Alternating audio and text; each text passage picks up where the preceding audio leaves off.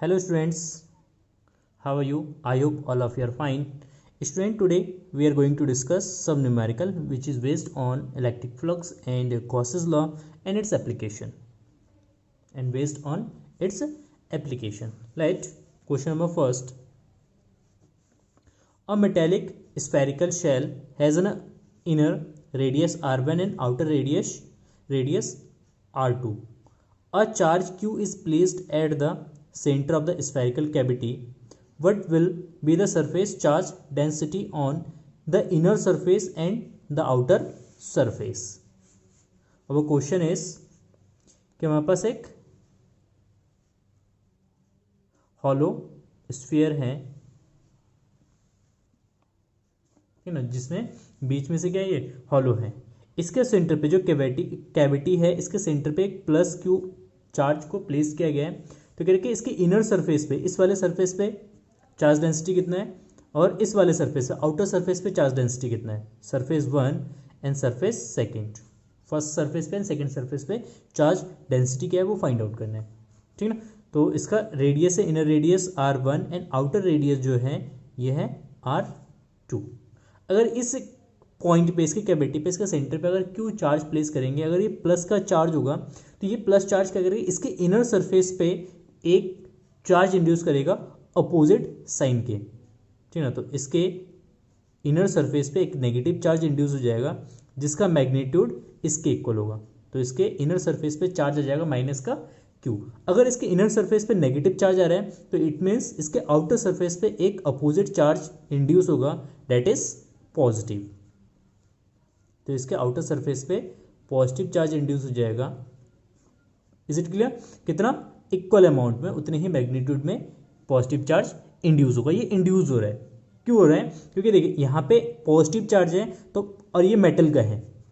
किस तरीके, किसका है? मेटल है। जब ये मेटल का होगा तो इस कंडीशन में क्या होगा कि इसके अंदर जो फ्री इलेक्ट्रॉन्स है, तो ये पॉजिटिव चार्ज क्या करेगा, फ्री इलेक्ट्रॉन्स को, सब सारे फ्री इलेक्ट्रॉन्स को अपनी तरफ अट्रैक्ट करेगा। तो यहाँ से फ्री इलेक्ट्रॉन्स मूव करके इस पॉइंट पर आ जाएगा, इस सरफेस से फ्री इलेक्ट्रॉन्स मूव करके इस वाले सरफेस में आ जाएगा। तो इससे क्या होगा कि इनर सरफेस पे फ्री इलेक्ट्रॉन की डेंसिटी बढ़ेगी, और फ्री इलेक्ट्रॉन की डेंसिटी बढ़ने से इनर सरफेस पे नेगेटिव चार्ज आ जाएगा, और आउटर सरफेस पे फ्री इलेक्ट्रॉन की डेफिशिएंसी होगी, ठीक है ना, जिसकी वजह से इस पे कैसा चार्ज आ जाएगा, पॉजिटिव चार्ज आ जाएगा, ठीक है ना। तो सरफेस चार्ज डेंसिटी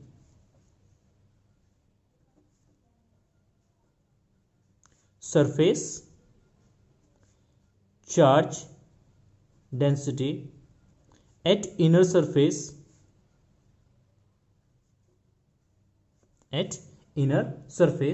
कितना जाएगा? Surface charge density sigma 1 is equal to Q upon area, curve surface area S1। Inner surface का रेडियस है R1, तो इसका टोटल कर्व सरफेस एरिया हो जाएगा क्यू अपॉन 4 पाई R1 का स्क्वायर, दैट इज नेगेटिव, क्योंकि इस पे कैसा चार्ज है, नेगेटिव चार्ज है। And second, surface charge density at outer surface that is sigma 2 is equal to, कितना चार्ज है आउटर सरफेस पे, plus q upon S2 is a curve surface area या total surface area of outer surface, that is equal plus q upon S2 क्या हो जाएगा, 4 पाई R2 का square. तो inner surface की चार्ज डेंसिटी ये हो जाएगा एंड आउटर सरफेस की चार्ज डेंसिटी इतना हो जाएगा। Is it clear? Now next question, see the problem number 5। 2 point charges placed at a distance are in a air exert a force F on each other. At what distance will this charge experience the same force F in a medium of dielectric constant K? Simple question है। देखिए कह रहे कि first condition में दो charge है Q1 and Q2, एक दूसरे से r डिस्टेंस पर है, इसके बीच में एक फोर्स एक्ट करता है F। क्लियर है? अब कह रहे कि पहले तो ये एयर में रखा है, क्या रखा है, एयर में। अब इसको उठा के किसी एक मीडियम में रख देते हैं जिसका डाइलेक्ट्रिक कांस्टेंट K है। तो कह रहे कि इनके बीच में कितना डिस्टेंस होना चाहिए, इनके बीच में कितना डिस्टेंस होना चाहिए ताकि फोर्स उतना ही एक्ट करे। इट मीन्स अगर इनिशियली इस पर 10 न्यूटन का फोर्स एक्ट कर रहा था तो यहाँ पे 10 न्यूटन का फोर्स ही एक्ट होना चाहिए। Is it clear? Now at air force between two charges is F is equal to 1 upon 4 pi epsilon naught Q1 Q2 by R. At medium force between these two charges F dash, इसको represent करते हैं F dash से, F dash is equal to 1 upon 4 pi epsilon naught K, क्योंकि ये medium में रखा है और मीडियम का डायलेक्ट्रिक कांस्टेंट कितना है, K है, तो 1 upon 4 pi epsilon naught K into Q1 Q2 by R dash का स्क्वायर। Is it clear? यहाँ पे R स्क्वायर होगा। But according to question we know that F is equal to F dash then 1 upon 4 pi epsilon naught Q1 Q2 by R square is equal to 1 upon 4 pi epsilon naught K Q1 Q2 by R dash का square. 1 upon 4 pi epsilon naught से 1 upon 4 pi epsilon naught cancel, Q1 Q2 से Q1 Q2 cancel, that is R square is equal to 1 by K R dash का square. Just हमें find out करना है R dash, तो R dash का square is equal to इसका अंदर multiply जाओ, R स्क्वायर के अंदर मल्टीप्लाई जाओ तो R square by K then R dash is equal to root of R square by K, that is equal to R by root of K। It means दोनों charges के बीच में जो distance है वो R upon root of K होना चाहिए। Clear? It's a very simple question. Now next question problem number 6। It is a very beautiful question. A force F is acting between two charges placed some distance apart in vacuum. If a brass rod is placed between these two charges, how does the force change? It means कि दो charge object या charge particle है। Let us सी ये Q1 charge है, ठीक ना, और ये हमारा Q2 चार्ज है। इनिशियली इनके बीच में एक फोर्स एक्ट कर रहा था, F फोर्स एक्ट कर रहे हैं। कह रहे कि इनके बीच में अगर एक ब्रास की अगर रॉड रख देते हैं तो इस फोर्स पे क्या इफेक्ट पड़ेगा, ठीक ना। तो इट मीन्स इन दोनों के बीच में क्या आ गया, एक मीडियम आ गया जो कि किसका है, ब्रास है। क्या है, ब्रास का है। ब्रास इज अ मेटल, ठीक ना, मेटल या एलॉय कह सकते हैं। But the डायरेक्ट्रिक constant of metal और एलॉय इज इन्फिनिटी, तो इसका के जो होगा वो कितना होगा, इन्फिनिटी होगा, ठीक ना। मेटल होता है या एलॉय होगा उसके लिए हमेशा डायरेक्ट्रिक कांस्टेंट का वैल्यू क्या होगा, इन्फिनिटी होगा। देन फोर्स एट एयर की कंडीशन में, at air force between them F is equal to 1 upon 4 pi epsilon naught Q1 Q2 by R square, ठीक ना। At medium FM, M for medium, FM is equal to 1 upon 4 pi epsilon naught K, 1 upon 4 pi epsilon naught K Q1 Q2 by R square. 1 upon 4 pi epsilon naught Q1 Q2 by R square की जगह हम क्या substitute कर सकते हैं, F, then FM is equal to F upon K, then F upon K, value of K is equal to infinity, और infinity से किसी भी नंबर्स को डिवाइड करते हो तो कितना होगा, 0 होगा। तो इट मीन्स अगर ब्रास की अगर रॉड रख देते हैं दोनों चार्जेस के बीच में, तो इट मीन्स इनके बीच में जो फोर्स होगा वो 0 हो जाएगा। इसको दूसरे वे में एक समझ लेते हैं, ठीक है। इन दोनों के बीच में दो चार्जेस है ना, Q1 एंड Q2, इनके बीच में फोर्स एक्ट कर रहा है। क्यों? क्योंकि इनके बीच में एक इलेक्ट्रिक फील्ड जनरेट हो रहे हैं।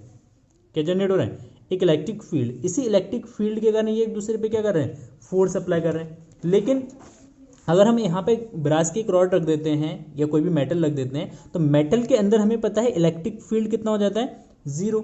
अगर इसके अंदर इलेक्ट्रिक फील्ड 0 होगा तो जहाँ पे फील्ड 0 होगा तो फोर्स क्या करेगा, उसको 0 कर देगा। अगर इलेक्ट्रिक फील्ड 0 होगा तो उस कंडीशन में फोर्स भी कितना हो जाएगा, इस पर 0 हो जाएगा, ठीक है। तो मेटल रखने से क्या होता है कि दोनों मीडियम के बीच में जो इलेक्ट्रिक फील्ड बन रहा होता है, दोनों चार्जेस के बीच में जो इलेक्ट्रिक फील्ड बन रहा होता है, उस इलेक्ट्रिक फील्ड को वो टोटली वैनिश कर देता है, खत्म कर देता है, इसीलिए फोर्स 0 हो जाता है। Is it clear? Now next question. Now question number 9 एक प्रॉब्लम देखते हैं, ये बहुत ही बढ़िया प्रॉब्लम है, ठीक ना। इसको सॉल्व करते हैं। Figure 1.132 shows track of three charged particle is in a uniform electrostatic field. Give the sign of the three charges. Which particle has the higher charge to mass ratio? किस particle का charge mass ratio जो है वो greater होगा, वो find out करना है। And इसमें हमें आंसर करना है, suppose date a particle is attract towards the positive plate, what must the charge on it be. मतलब जो पार्टिकल पॉजिटिव प्लेट की तरफ अट्रैक्ट हो रहा है तो उस पर किस तरीके का चार्ज होगा, ठीक है। And suppose two particles have initial curve trajectory, which of the followings are necessarily true. कह रहे कि दो पार्टिकल की अगर सेम आइडेंटिकल ट्रेजेक्टरी है तो इनमें से कौन सा कंडीशन ट्रू होगा। First, they have same charge. Second, they have same mass. Third, the charge have the same sign के चार्ज होंगे। And fourth, they have the same E upon M ratio. E upon M is charge to mass ratio. And third point, you are given the initial velocity v to a beam particle and the length of the capacitor L. What other measurement would enable on to find E upon m? ठीक है, 3 points हैं, 3 point calculate करने हैं। तो सबसे पहले यहाँ पे फर्स्ट तो ये आंसर हो जाएगा फर्स्ट पार्ट का। देखो यहाँ पे 3 particles, first second and third. तो फर्स्ट एंड सेकंड जो पार्टिकल्स है वो पॉजिटिव प्लेट की तरफ मूव कर रहे हैं। तो पॉजिटिव प्लेट की तरफ मूव करने का मीन्स है कि ये एक अट्रैक्टिव फोर्स एक्सपीरियंस कर रहे हैं। एंड थर्ड जो पार्टिकल है वो नेगेटिव प्लेट की तरफ मूव कर रहे हैं। इट मीन्स ये भी एक अट्रैक्टिव फोर्स फील कर रहा होगा, क्योंकि नेगेटिव टू पॉजिटिव इसके बीच में एक इलेक्ट्रिक फील्ड बनेगा इस डायरेक्शन में, पॉजिटिव टू नेगेटिव। और इस इलेक्ट्रोस्टैटिक्स फील्ड में ये पार्टिकल्स तीनों मूव कर रहे हैं।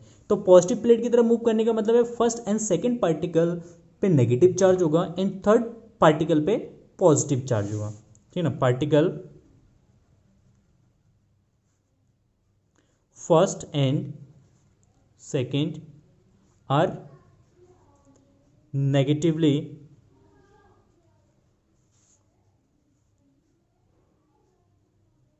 Charged and particle third is positively charged, ठीक है ना। फर्स्ट एंड सेकेंड पे नेगेटिव चार्ज है एंड पार्टिकल थर्ड पे पॉजिटिव चार्ज है, फर्स्ट कंडीशन। सेकेंड कंडीशन में फाइंड आउट करना है which particle has the highest charge to mass ratio. अगर एक टाइम के लिए अगर इसको ऑब्जर्व करते हैं तो ये इस तरीके का पाथ अगर कर रहे हैं, ये इस तरीके के पाथ को फॉलो कर रहे हैं, तो इट मीन्स इस पाथ को देखेंगे तो ये पाथ जो है हमारा पैराबोलिक पाथ है। इट मीन्स यहाँ पे पार्टिकल का जो मोशन होगा वो प्रोजेक्टाइल मोशन करेगा, क्लियर है। और प्रोजेक्टाइल मोशन में लेट कर लेते हैं कि यहाँ से अगर ये इनिशियली रेस्ट से चलना स्टार्ट करता है, इनिशियली ये रेस्ट से अगर चलना स्टार्ट कर रहा है तो इनिशियली इसकी वेलोसिटी अगर बात कर लेते हैं, अगर इनिशियल वेलोसिटी 0 है, ठीक है, देन इस पर फोर्स एक्ट करेगा F is equal to QE, Q is a charge on the particle and E is the electric field। ये क्या होगा, मतलब इलेक्ट्रिक फील्ड के अंदर कोई भी अगर चार्ज पार्टिकल मूव करता है तो उस पर कितना फोर्स लगता है, F is equal to QE and according to Newton's second law we know that F is equal to ma and that is equal to QE। तो it means A is equal to QE by m। अब इस electrostatics field के अंदर कोई भी अगर charge particle move कर रहा है तो इसका मतलब है उसमें एक्सेलरेशन भी होगा, और एक्सेलरेशन किस डायरेक्शन में होगा, बाई डायरेक्शन में। Then the displacement in y direction, क्योंकि बाई डायरेक्शन में ये डिस्प्लेस्ड हो रहा है, in y direction y is equal to ut plus half at square according to second equation of motion. But we know that initial velocity is 0, यानी ये तो हो जाएगा 0 plus half at square and we know that acceleration a is equal to q e upon m, तो इसका value रख देंगे Q E by M T square. Half of E T square into Q upon M. Half of E T square is a constant, क्योंकि सबके लिए time period same होगा, electric field सबके लिए सेम है, तो ये कांस्टेंट होगा, ये वाला टर्म्स हमारा कांस्टेंट हो जाएगा। तो it means Y is proportional to Q upon M, Y is proportional to Q upon M. अब इस इक्वेशंस के मीन्स क्या है कि जिसका charge to mass ratio greater होगा उसका वाई डायरेक्शन में डिस्प्लेसमेंट ज़्यादा होगा। तो इन तीनों पार्टिकल्स में अगर देखते हैं तो वाई डायरेक्शन में डिस्प्लेसमेंट किसका ज़्यादा है, थर्ड पार्टिकल का है। तो इट मीन्स थर्ड पार्टिकल का जो चार्ज टू मास रेशियो है वो ग्रेटर होगा। So as the particle 3 suffer the maximum deflection in the Y direction, so it has greatest charge to mass ratio. ठीक है, थर्ड पार्टिकल का charge to mass ratio क्या होगा, greater होगा। Now in 3 parts का answer करते हैं। तो suppose that a particle is attract towards the positive plate but must the charge on it be. मतलब अगर कोई भी पार्टिकल्स अगर पॉजिटिव प्लेट की तरफ अट्रैक्ट हो रहा है तो उस पर किस तरीके से चार्ज होगा, ऑब्वियसली उस पर नेगेटिव चार्ज होगा। ठीक है ना, तो आंसर हो जाएगा negative. Second, suppose two particles have the identical curved trajectory, which of the followings are necessarily true। मतलब अगर सेम कर्व ट्रेजेक्ट्री को अगर फॉलो कर रहे हैं तो इसके लिए क्या ट्रू होगा, इट मीन्स अगर वो सेम पाथ को फॉलो, सेम ट्रेजेक्ट्री को फॉलो कर रहे हैं तो इट मीन्स उसमें पहला तो होगा सेम टाइप के चार्जेस होंगे। क्या होंगे, सेम टाइप के चार्जेस होंगे। तो इसका ऑप्शन नंबर 3 करेक्ट होगा।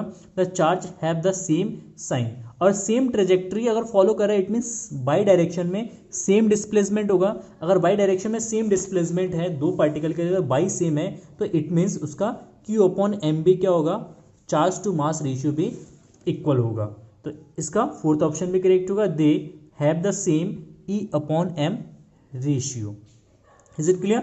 Now third option, you are given the initial velocity v of a beam particle and length of the capacitor L। ये जो कैपेसिटर दे रखा है इसकी लेंथ L कह रहे हैं L, what other measure would enable on to find E upon M। तो कह रहे हैं कि अगर L दे रखा है, इनिशियल वेलोसिटी दे रखा है, तो हम इसका क्या फाइंड आउट कर सकते हैं। ठीक है ना, if we have to given the length of the capacitor it means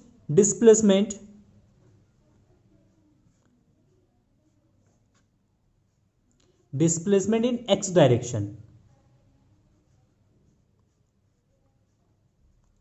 of the particle is equal to L। क्योंकि कैपेसिटर की जो लेंथ है वो कितना है, L है, तो मतलब मीन्स x डायरेक्शन में कितना डिस्प्लेस होगा, L डिस्प्लेस होगा। इनिशियल वेलोसिटी कितना है, y है, तो velocity is equal to v, sorry y नहीं v है, वेलोसिटी v है। तो अब v वेलोसिटी से अगर वो l डिस्टेंस ट्रैवल करे तो कितना टाइम लगेगा उसको l डिस्टेंस कवर करने में, तो time t is equal to distance upon velocity, तो l upon v। Then the displacement in y direction, in t time, t time में बाई डायरेक्शन में कितना डिस्प्लेस होगा, बाई डायरेक्शन का displacement y is equal to half of q E by m into t square. तो half of q E by m into l upon v का square. तो it means q E L square by 2m V square. तो और Y displacement इसको किससे represent कर लेते हैं, एच से रिप्रेजेंट कर लेते हैं, हाइट। मतलब जब कैपेसिटर को वो छोड़ेगा तो उस कंडीशन में उसका वाई डायरेक्शन में मैक्सिमम जो हाइट होगा वो एच इक्वल टू जाएगा Q E L square by 2m V square. Is it clear? No, simple question है, सॉरी सिंपल तो नहीं कहेंगे लेकिन थोड़ा सा क्वेश्चन अच्छा क्वेश्चन है। Next question, question number 11, plot a graph showing the variation of Coulomb force F versus 1 upon r square, where r is the distance between the two charges of their pair of charge 1 microcoulomb and 2 microcoulomb and 2 microcoulomb and minus 3 microcoulomb interpret the graph obtained। Is it clear? हमें graph coulombic force के लिए हमें graph draw करना है, F versus 1 by r square का graph draw करना है। Is it clear? We know that according to Coulomb's law F is proportional to 1/r²। F is proportional to 1/r²। तो x axis में हम represent करते हैं 1/r² को, and Y direction में हम रिप्रेजेंट करते हैं फोर्स को। Is it clear? But we also know F is proportional to Q1 Q2। अगर हम बात करते हैं इसमें कि कूलम्स लॉ होता है F equal to K Q1 Q2 by r²। Is it clear? Now F by 1/r² is equal to K Q1 Q2। तो f अपॉन 1/r², क्योंकि 1/r² को उसके डिवाइड में ले लेते हैं, ठीक है। तो 1/r² equal to K Q1 Q2, ये रिप्रेजेंट करेगा स्लोप ऑफ द लाइन को। किसको रिप्रेजेंट करेगा? स्लोप ऑफ लाइन को, ठीक है। अगर ये इसका वैल्यू Q1 इंटू Q2 का वैल्यू अगर पॉजिटिव है तो स्लोप पॉजिटिव होगा। अगर Q1 Q2 का जो वैल्यू है ये नेगेटिव होगा तो स्लोप कैसा होगा? नेगेटिव होगा। जब इसके बीच में हम ग्राफ ड्रॉ करेंगे एफ वर्सेस 1/r² का ग्राफ अगर ड्रॉ करेंगे तो एक स्ट्रेट लाइन मिलेगा हमें। कैसे मिलेगा? स्ट्रेट लाइन ग्राफ मिलेगा, क्योंकि जब भी प्रोपोर्शनलिटी का ग्राफ ड्रॉ करते हैं, प्रोपोर्शनलिटी का ग्राफ हमेशा कैसे मिलता है? स्ट्रेट ग्राफ मिलता है। तो F is proportional to 1/r² और एफ के बीच में ग्राफ ड्रॉ करेंगे तो स्ट्रेट लाइन मिलेगा, और इसका इस लाइन का जो स्लोप होगा वो रिप्रेजेंट करेगा के Q1 Q2 को, ठीक है। तो फर्स्ट कंडीशन है, इसमें चार्ज दे रखा है 1, Q1 is equal to 1 microcoulomb and Q2 is equal to 2 microcoulomb, ठीक है ना। तो इट मीन्स Q1 Q2 का अगर मल्टीप्लाई करेंगे तो कितना आएगा? पॉजिटिव आएगा, और ये आएगा हमारा Q1 Q2 is equal to 1 into 2 is equal to 2 into 10⁻⁻12 coulomb, क्योंकि माइक्रो इंटू माइक्रो क्या जाएगा? माइक्रो का स्क्वायर, उसको लिखेंगे 10⁻⁻12। एंड सेकेंड कंडीशन में चार्जेस गिवन है 2 microcoulomb and -2 microcoulomb. Q1 is equal to 2 microcoulomb and Q2 is equal to -3 microcoulomb, ठीक ना। तो Q1 Q2 is equal to 2 into -3 that is equal to -6 into 10⁻⁻12 coulomb. तो ये negative आ रहा है value, तो इसका इट मीन्स सेकंड कंडीशन में जो ग्राफ ड्रॉ करेंगे वो नेगेटिव स्लोप का होगा, और फर्स्ट कंडीशन में जो ग्राफ ड्रॉ करेंगे उसका स्लोप पॉजिटिव होगा। लेकिन इन दोनों की अगर कंपैरिजन करेंगे तो ये 1/3 ज़्यादा है, इसका स्लोप जो होगा 1/3, क्योंकि इसका वैल्यू 2 है, इसका वैल्यू 6 है, तो 1/3 इसका ग्राफ ज़्यादा होगा। तो इसका अगर ग्राफ ड्रॉ करेंगे तो ग्राफ कुछ इस तरीके का मिलेगा हमें, एक ये ग्राफ मिलेगा, ठीक ना, फर्स्ट कंडीशन के लिए, ठीक ना, और एक ग्राफ मिलेगा हमें नेगेटिव डायरेक्शन में कुछ इस तरीके का, ठीक ना। ये होगा, ये एंगल θ1, ये एंगल हो जाएगा θ2। तो देख सकते हैं कि θ2 ग्रेटर होगा θ1 से, क्योंकि यहाँ पे θ2 ग्रेटर इसलिए क्योंकि इसका स्लोप फर्स्ट के कंपैरिजन में 3 टाइम्स ज़्यादा होगा। Is it clear?